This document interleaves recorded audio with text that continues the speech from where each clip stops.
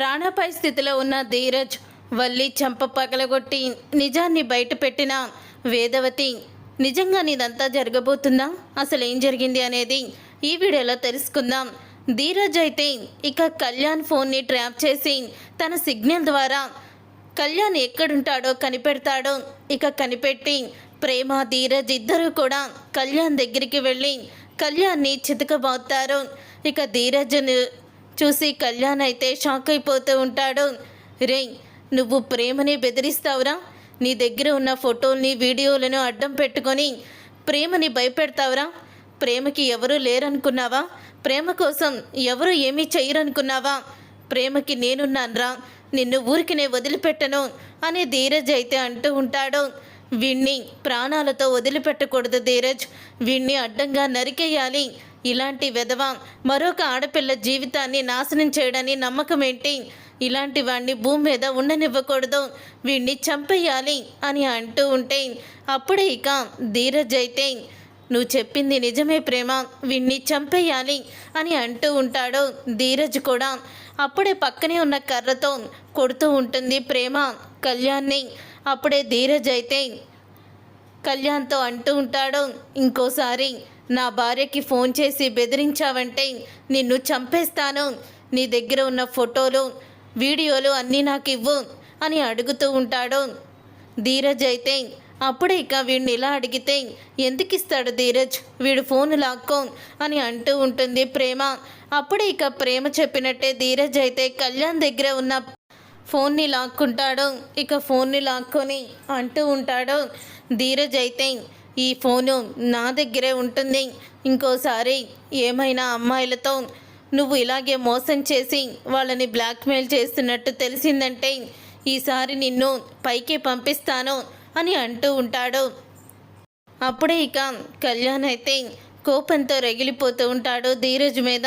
ఇక వీడు నీ జోలికి రాడు అని అంటూ ఇద్దరూ కూడా వెనక్కి తిరుగుతారు వెళ్ళిపోదామని. అప్పుడే ఇక వెనక నుంచి కళ్యాణ్ అయితే కత్తితో ధీరజ్ని పొడుస్తాడు. అలా ధీరజ్ని పొడిచేసరికి ఒక్కసారి ప్రేమ అయితే ధీరజ్ అని అంటూ గట్టిగా అరుస్తుంది. అప్పుడే ఇక కళ్యాణ్ అయితే ఫోన్ను లాక్కోవాలని చూస్తాడు. ఇక ఇంతలో ప్రేమ మరొక కత్తిని తీసి కళ్యాణ్ని పొడవబోతూ ఉంటే అక్కడి నుంచి కళ్యాణ్ పారిపోతాడు. ధీరజ్ అంటూ ఇక కళ్యాణ్ పొడవడంతో ధీరజ్ అయితే కుప్ప కూలిపోవడంతో ప్రేమ చాలా బాధపడుతూ ఉంటుంది. అప్పుడే ఇక ప్రేమ అయితే ధీరజ్ని తీసుకొని హాస్పిటల్కి అయితే వెళ్తుంది. ఇక డాక్టర్లు అయితే బాగా బ్లడ్ పోయింది, 24 గంటలు గడిస్తే కానీ ఏమీ చెప్పలేము అని అంటూ ధీరజ్ గురించి సీరియస్గా ఉందని చెప్తారు. అది విని చాలా ఏడుస్తూ ఉంటుంది ప్రేమ. ఇంతలో ఇక వల్లికి దొరికిన కళ్యాణ్ ప్రేమ ఫోటోలని తీసుకొని రామరాజుకి చూపించాలని వల్లి అయితే వెళ్తూ ఉంటుంది.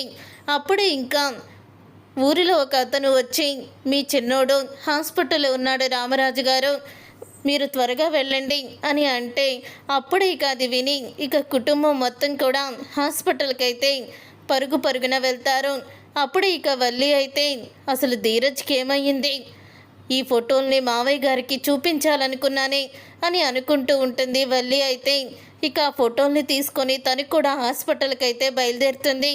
హాస్పిటల్కి వచ్చిన తర్వాత అప్పుడే ఇక ప్రేమ ఏడుస్తూ ఉండడం చూసి వేదవతి అయితే అమ్మ ప్రేమ ఏమైంది చిన్నోడికి అని అంటూ ఉంటుంది ఏడుస్తూ.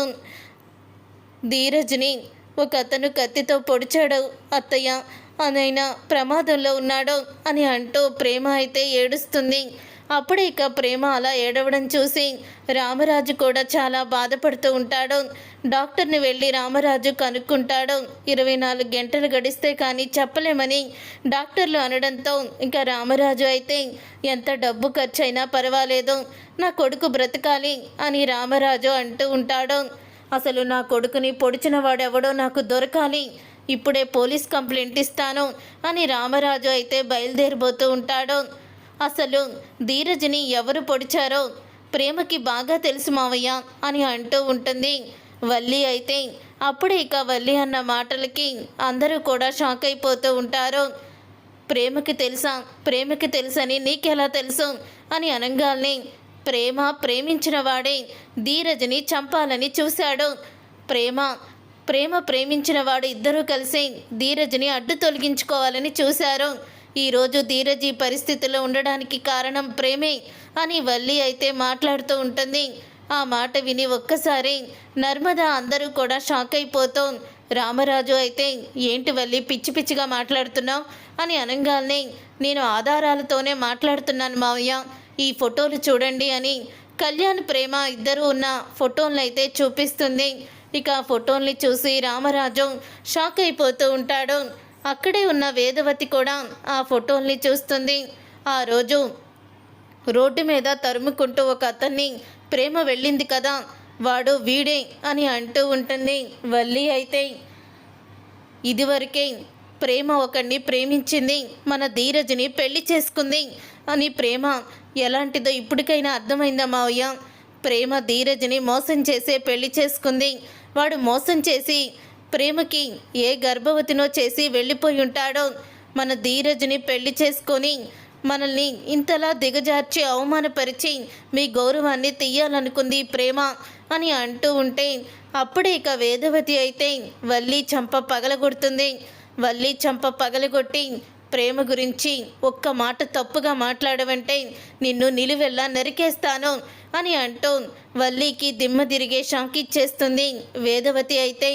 అప్పుడు ఇక వేదవతి అలా వల్లిని కొట్టంగానే రామరాజు అయితే, వల్లిని ఎందుకు కొట్టావో, ఇదంతా కూడా ఏంటి బుజ్జమ్మ, చూడు సాక్ష్యాలతో సహా ప్రేమ వ్యవహారం బయటపడింది అని అంటూ ఉంటే, వాడు నిజంగానే ప్రేమని మోసం చేశాడండి. ప్రేమ పేరుతో ప్రేమ ఆస్తి కోసం ప్రేమని మోసం చేసి ప్రేమని దుబాయ్కి అమ్మేయాలని చూశాడు. దుబాయ్ వాళ్ళు ప్రేమని వ్యభిచారం కేసులో హోటల్లో ఉందని చెప్పి పోలీసులకి ఫోన్ చేశారు.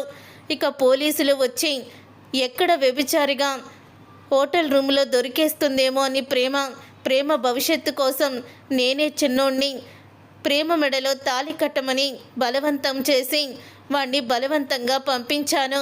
ఎందుకంటే ప్రేమ నా మేనకోడలో, ఒకవేళ పోలీస్ స్టేషన్లో తను వెళ్ళి ఒక వ్యభిచారి చేస్తూ హోటల్ రూమ్లో దొరికిపోయిందని మా తమ్ముడికి కానీ మా అక్కకి కానీ తెలిస్తే వాళ్ళు తట్టుకోలేరు, కుటుంబం మొత్తం ఆత్మహత్య చేసుకుంటారు.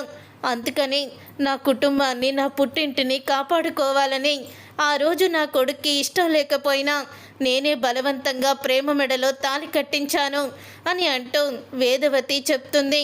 ఒక ఆడపిల్ల జీవితం ఎటు కాకుండా పోకూడదని, ఒక ఆడపిల్ల జీవితం నాశనం కాకూడదని నేను ఈ పని చేశానండి అని అంటూ ఉంటే, అప్పుడే వల్లి అయితే, అయ్యో బాబోయ్, చూసారా మావయ్య, అత్తయ్య కూడా మిమ్మల్ని ఎంత మోసం చేసిందో, తన మేనగోడల విషయంలో ఎంత పెద్ద నిజాన్ని మీ దగ్గర దాచిపెట్టిందో అని అంటూ వల్లి అయితే మాట్లాడుతూ ఉంటుంది.